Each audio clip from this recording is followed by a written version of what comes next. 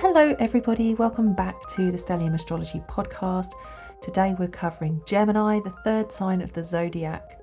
And before we get started, I just wanted to ask you if you've heard some of these episodes, if you're enjoying them, please write me a review on iTunes, and while you're there, subscribe and give me a star rating. I would appreciate it very much, and it helps other people who are looking for podcasts like this to find me. But it seems like quite a few of you have been finding me already, which is really great. And I really appreciate all the messages I've been getting, and for people signing up to have their charts looked at. I have got a bit of a list of names and charts to explore, and I promise I will do so all in good time. But today, let's get on with Gemini. Now, I have a number of really great quotes for Gemini. I have a Gemini ascendant as well, and if you haven't already checked it out, go back and listen to the air signs, and also the mutable signs, because this will give you an added understanding of how Gemini works, what motivates Gemini, and what drives Gemini, and how they kind of deal with conflict. And I think that a great quote or saying for Gemini, maybe a motto or mantra, would be, "I think, therefore I am." And Gemini is a curious and inquisitive sign, and is all about making connections and movement and travel. Often Gemini is associated with language because communication comes in many forms and many different languages and dialects. So not just language, but also Gemini can be associated with mimicking and impressions. And as a Gemini ascendant, something that I struggle with is if I'm with somebody who's got an accent, sometimes I'll slip into their accent while I'm talking to them, which might seem quite rude, but I never mean to do it. It's not something I intend to do. So sorry if I've ever done that and offended anybody. Gemini is also about collecting information and learning and ideas, and also sharing information as well. They like to share information with their network. And Gemini usually has quite a strong and varied network of people that they spend time talking to. It may be close friends, it may be acquaintances. Gemini just loves to share information with everybody. I guess maybe that's why Gemini sometimes gets the bad reputation of being a bit of a gossip. Now, if you've listened to Mutability and Air, the previous episodes, or you know a little bit about Gemini, then you'll know about the adaptability of Gemini, because to be mutable is to be able to adapt, and it's about being able to go with the flow and to roll with the punches. And Gemini is very much a sign that can sort of chop and change with every fleeting fancy. And often Gemini is associated with kind of being interested in trends and fashions and things that come along. They're usually very intrigued by whatever's new. They like something, anything that new that comes along that they don't know about. They're very interested to learn about it. It's like a little gap in their knowledge. They don't like having gaps in their knowledge. And due to this, they do tend to be quite knowledgeable themselves. They may not have deep knowledge in one specific area.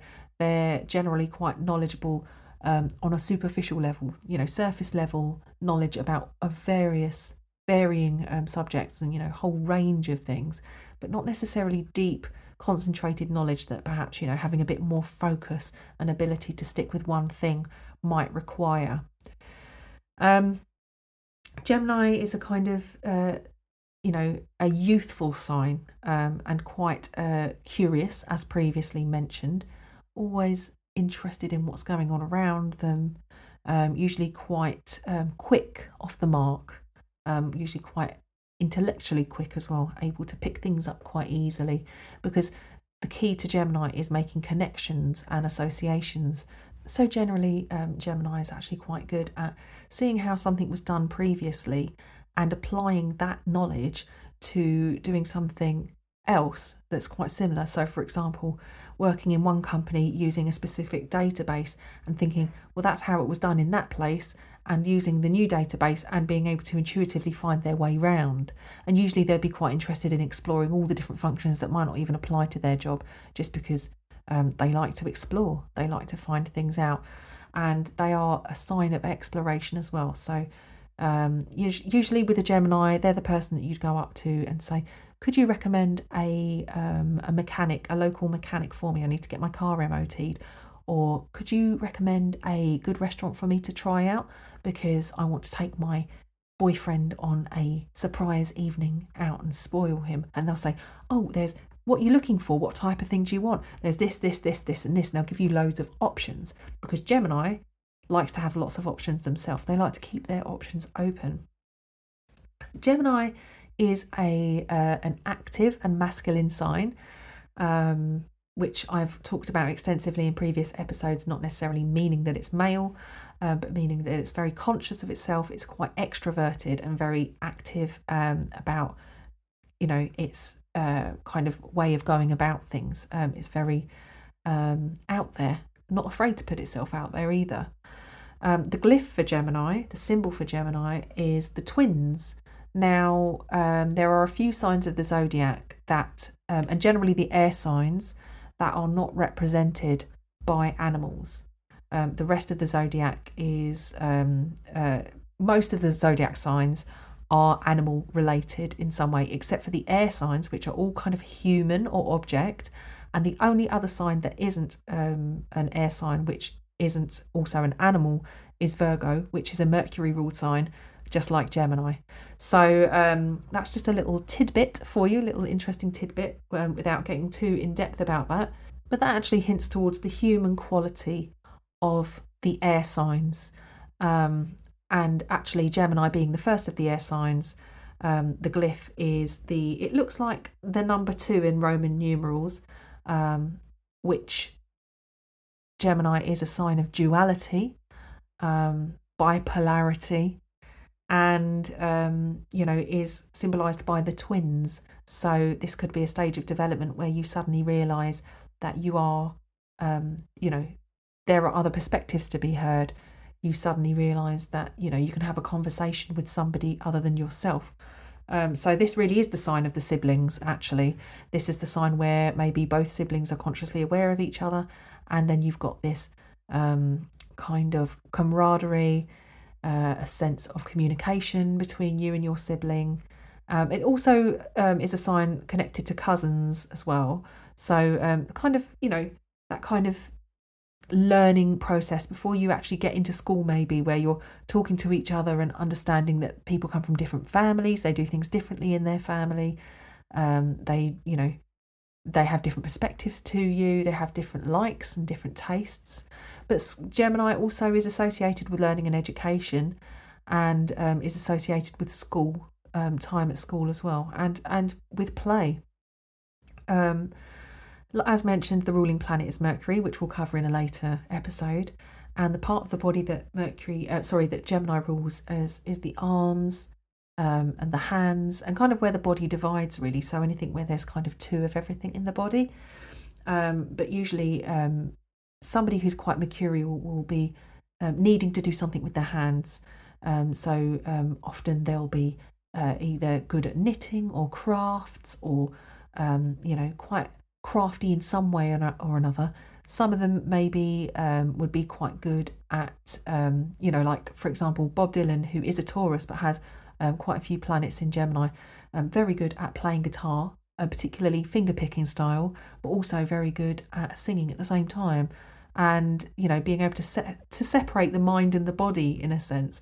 And there is an element of separation with the air signs, where you can remove the mind from the body to an extent and experience the world in a kind of disengaged way, or a kind of not necessarily physically feeling it, but actually analysing it and intellectualising it. And Gemini is quite an intellectual sign. Gemini likes to seem like they're very intelligent. They like to collect a lot of information and be able to communicate it back in a way that shows that they've done their research. But like I said, they don't necessarily go too deep. So Gemini is, I'd say that Gemini doesn't really like to. It's not known for being very committed. Not saying that all the Geminis I know commitment phobes, but they definitely like to keep their options open. They like to have options. Most Geminis will know that in life, there's always a choice to be made. There's always an option. They're not a sign that generally tends to get stuck in one place. In fact, their drawback can be that they are just too involved in too many different things. Too many fingers in many fingers in many pies, or there are lots of pots that they have boiling. It's that kind of thing. It's juggling a lot, and Gemini is known to be the juggler, which is great in many respects, but also a drawback in others. You can be a jack of all trades and a master of none with a Gemini. There doesn't always tend to be an area of speciality with Gemini. They don't necessarily become an expert in something, but they have a lot of different projects going, and they never have any problems coming up with ideas. So at best, they are flexible and able to see other perspectives. They're able to juggle multiple tasks. They're articulate. They're interested. Generally, Gemini will be very intrigued to ask you lots of questions about something, because they are the sign of asking who, what, when, where, and how. Their opposite sign, Sagittarius, is the one that will ask you why.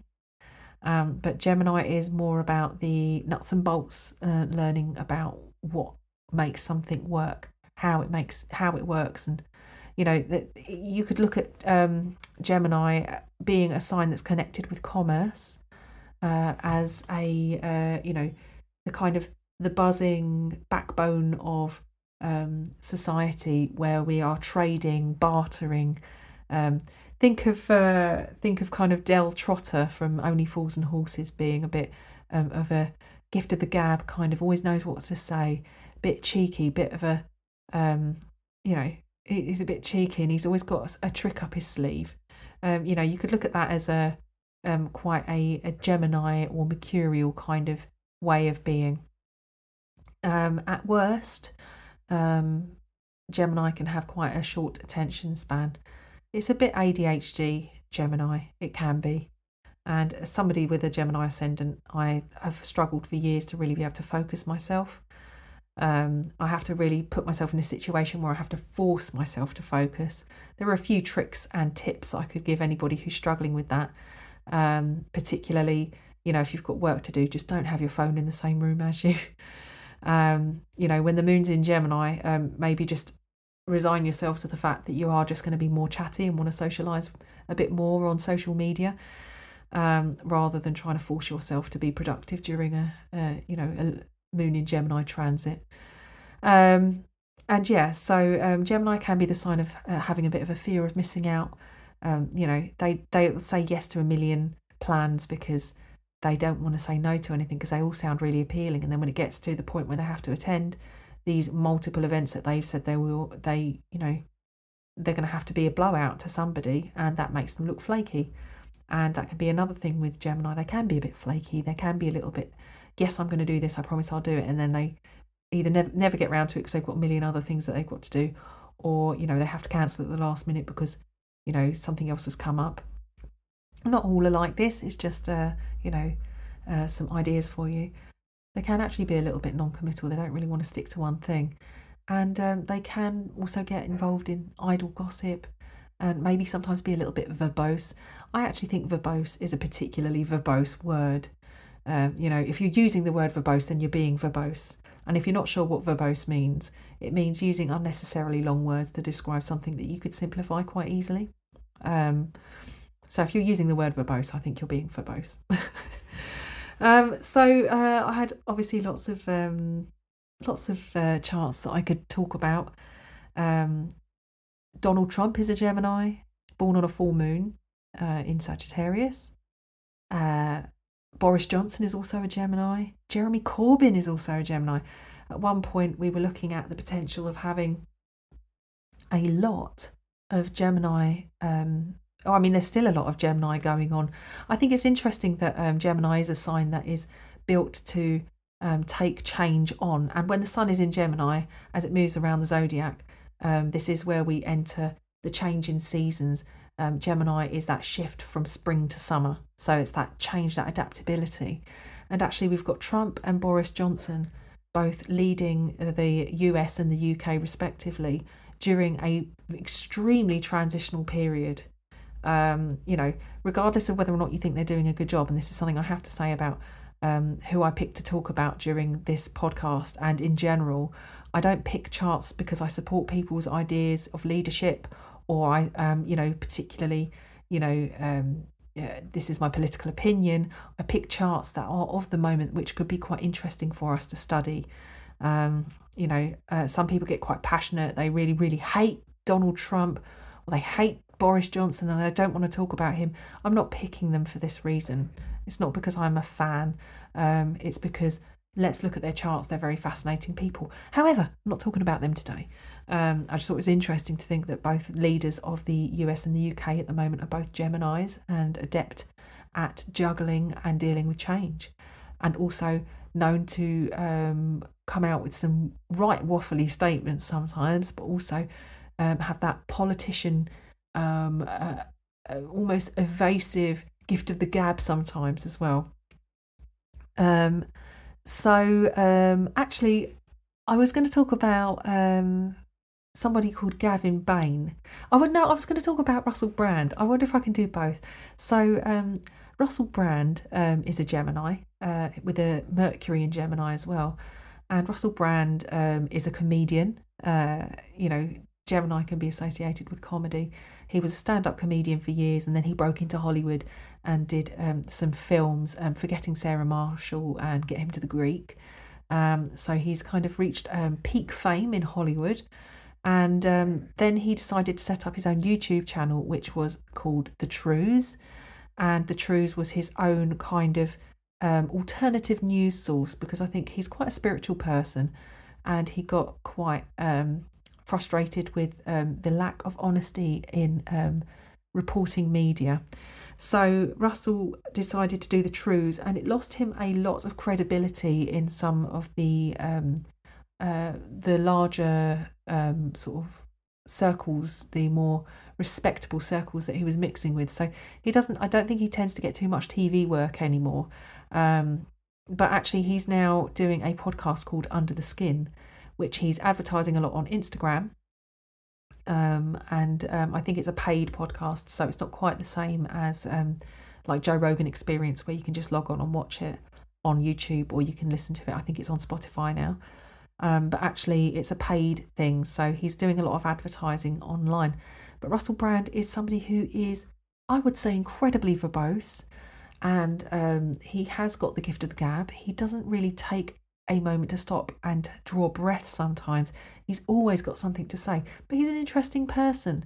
He's actually quite an interesting combination between Gemini and Aries, because he's got 3 planets in Aries. He's got Mars, Jupiter and the Moon in Aries, and I'm trying to think where it is in his chart now. I think it's in the 3rd house in his chart. I'm just doing it off the top of my head. I haven't got his chart in front of me. I know Russell's got Capricorn rising, so yes, I think he's got Aries, that cluster of planets, that stellium, in his 3rd house of communication. So this is somebody who wants to say things, and they want to get to the point, and they want to say things their way. And that Mars Jupiter combination is a bit like a cowboy. So if you think of a cowboy, instead of firing bullets, they're firing words at somebody. That's a little bit Russell Brand, especially with it being in Aries and that Moon in Aries. It's this need to communicate. And Gemini Sun and Mercury in Gemini as well. Somebody who's gonna want to have their options open. They have a desire to communicate, a desire to share ideas, and it's definitely what he's doing. And good luck to him. I am a fan of Russell Brand. I like him, and I think he comes from a good place. I think he's liked by ladies. He's got Venus setting. I think the ladies like him, but I don't think men are particularly keen. I think they think he's a bit of a just a bit all about chasing skirt. So anyway, that's Russell Brand, and also another Gemini with Mercury in Gemini. It's somebody you might want to look at and compare their backstories maybe, is Angelina Jolie, who also has the same chart as Russell Brand, because she was born on the same day, except she has Cancer rising, Venus in Cancer rising, so completely opposite to Russell Brand, and her Aries stellium is on the midheaven. and I think her her Sun and Mercury are in the 11th house, which gives it a bit of an activist flavour. And if you think about the work she does with the UN, and I think she's quite into human rights and things like that. She's an interesting one to look at. So solar twins, Russell Brand and Angelina Jolie, who are born on the same day with the same chart but with opposite rising signs, and kind of doing life a bit differently. Now, the other one I wanted to talk to you about was Gavin Bain. Gavin Bain was in a hip-hop duo called Syllable and Brains, and Gavin Bain is actually, to cut a very long story short, I did write an article about this for a book called The Book of Music Horoscopes, which you can buy. I can put a link for that. And basically, Gavin is I think he's got a few trying to think now, he's got a few planets in Gemini. So Gavin Bain has got Sun, Venus and Mercury in Gemini, and Mercury in his chart is bang on the ascendant, which means he has Gemini rising as well, with the ultra Gemini mercurial flavour to it. He also has 3 planets in Libra and his moon in Aquarius as well. So he has got a very airy chart, but we're just looking at Gemini today, which means he's super adaptable. He has the ability to chop and change at the last minute if he wants to. And language is definitely something that will probably feature quite heavily in his chart, and movement as well.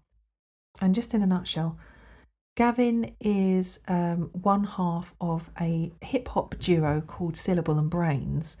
And just by sheer coincidence, Billy Boyd, who is the other half of this duo, is also a Gemini with Mercury in Gemini as well. Now, let me just double check that's right.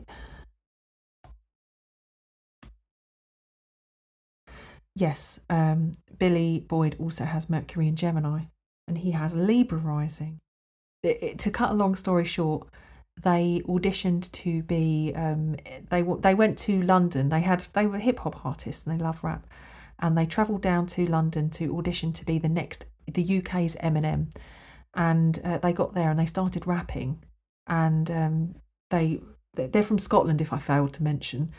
They started rapping and the panel just started smirking and giggling, and when they stopped they went, "You sound like the rapping Proclaimers." And obviously this was just like, well, yeah, we're Scottish, so. And they travelled back up and they were so devastated. It really hit them hard, and they thought about what they could do to kind of be what the music industry was looking for. And jokingly, I think Billy Boyd picked up the phone and said, "Hey, we're a rap outfit from California, and we're just in the UK, and we have a demo. Can we send it over to you?" That was a crap American accent, by the way. And they said, "Yeah, sure, send it over." They'd had millions of knockbacks when they rang up with their Scottish accents, and when they finally rang up with an American accent, suddenly the music industry are interested. This led to them re-recording all of their tracks with American accents, and they took it along to this. They submitted their demo, got invited to play a gig somewhere, and then they were approached by a hip-hop talent spotter who asked them some questions, and they said, "Oh, so you guys are from California?" And they both sort of looked at each other and just went, "Yeah, we are." And that's where it started. And essentially what happened was they got signed. I think they were signed to Sony. They ended up travelling down to London, living in London, and they had to basically play this role where from morning to night, from the moment their eyes opened to when they went to bed, they never broke character. They literally both pretended to be American, and they had to create backstories, and they had to tell this really, really massive lie that just got out of control. So Gavin is a really interesting chart to look at because he has so much Gemini in his chart, and he is brains in Syllable and Brains, and he is actually the brains behind the operation, because Billy may have been the one that kind of rang up and said he was from California, but Gavin wholeheartedly put his hands up and says it was his idea to push it and to actually pursue it. And it's just a fascinating story. There's actually, I'm sure you can find it online. I think you can rent it from YouTube, or you can buy it on YouTube. It's called The Great Hip Hop Hoax. There have been a few articles written about it, and a little short film which I can probably include in the article. I may have actually included it in a previous episode as well. I may have spoken about this already, but Gavin Bain's chart is really interesting, and it's so fascinating because actually he's not even originally from Scotland. He's actually originally from South Africa, where he was born and grew up. And his parents, who were Scottish, living over there in South Africa, would switch between their Scottish accent when they were at home talking to each other, and then slip into a South African accent when their friends came over for dinner. So he grew up in this kind of state of flux and change, and swinging between one accent and the other, and he just ended up being a mimic, an excellent mimic, as he says. So he's a really interesting Gemini chart, just because that whole story is so Mercury, so trickster, so Gemini, living a double life. The ascendant having two personas, and while they were being syllable and brains, they really didn't break character, and they'd meet up with. I think Gavin met up with his sister, and she just found it bizarre that he was just being this American, and she was like, okay guys, you don't have to play with me. But I think that they knew that the second they broke out of it would be difficult to wholeheartedly go back to being fully American again. Such a fascinating story, really, really weird and wonderful. And my subscriber chart, I'm going to talk about Caris, who I've spoken about before. Caris has a stellium in Gemini. She's got her Sun, Venus, and Mercury up there on the midheaven in Gemini. So Caris has lived in and also sort of ninth and 10th house stellium, and she's lived in Brazil for a large chunk of time. She's travelled all over the place. I've talked about her previously, so you can go back and have a look at what I've said about her previously. But she is very mercurial. She's also got Virgo rising, so that gives her an extra mercurial flavour. And she is a language teacher, English language teacher, when she was living abroad. She's very interested in language and communication anyway. She's also a musician, which the story behind Mercury, the planet Mercury and Hermes, is a musical one. So I will go into that when I talk about Mercury.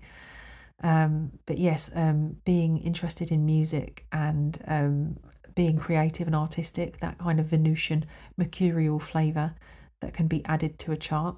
But Caris is also she's got a daughter. Her daughter was born on the same day as her, so there's her and herself. And she said it's very interesting having a daughter who's born on the same day with practically the same planets. They're basically twins, but they're born obviously years and years apart, and she's her mum, not her twin sibling. But she sees her daughter's chart and understands that she is not going to be the same as her. Like, her daughter does do similar. I mean, I'm not just talking about that they've got similar charts. They've got Gemini stelliums. Lua, her daughter, also has Virgo rising, just like Caris. It's just uncanny that they could be born with such similarities on the same day, with the same rising sign, with basically the same planets in their stellium. It's just bizarre. But Caris is very conscious not to treat her daughter as though she is the same, she's got the same tastes as me, she is this type of person. She doesn't want to do that. She's very conscious and understanding that actually, she's a very different person. And I think that's that airy intellectual quality that Gemini has. It's knowing that her daughter isn't going to be the same as her and treating her as an individual, even though essentially she has a twin. she has a solar twin for sure, an ascendant twin for sure, but not a twin. But just that's a bit strange, isn't it? Some other Geminis, or people I've got written down as Geminis. Steve Coogan. Oh gosh, yes, Steve Coogan. And who's the other guy who did that show with him? It's called The Trip. And Rob Brydon. Interestingly, Rob Brydon is a Taurus with Venus in Taurus. and Steve Coogan is a Scorpio, but they both have a Gemini moon, and they both did a TV show called The Trip, where they travelled around sampling food, restaurants, kind of critiquing it. There's a bit of a backstory, but while they're on the road trip, which is very Gemini, going on this little travelling road trip, they were also doing lots of impressions, trying to outdo each other. They're both incredibly hilarious comedians.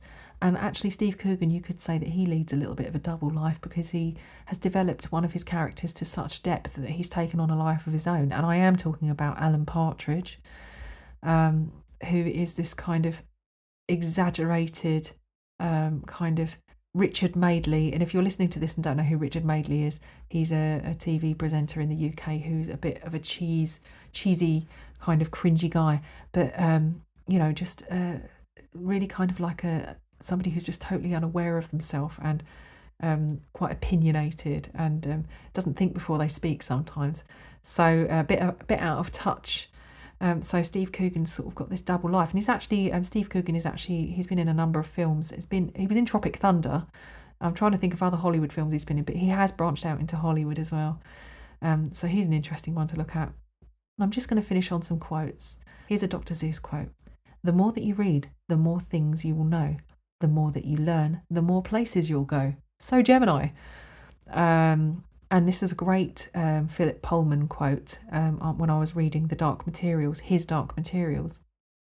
I think I was reading the second book. It says here, "Will considered what to do.